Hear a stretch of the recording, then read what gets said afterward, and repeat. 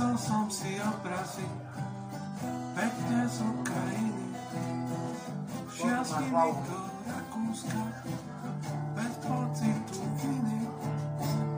Mali cenu 100 000, vedni by ich brali.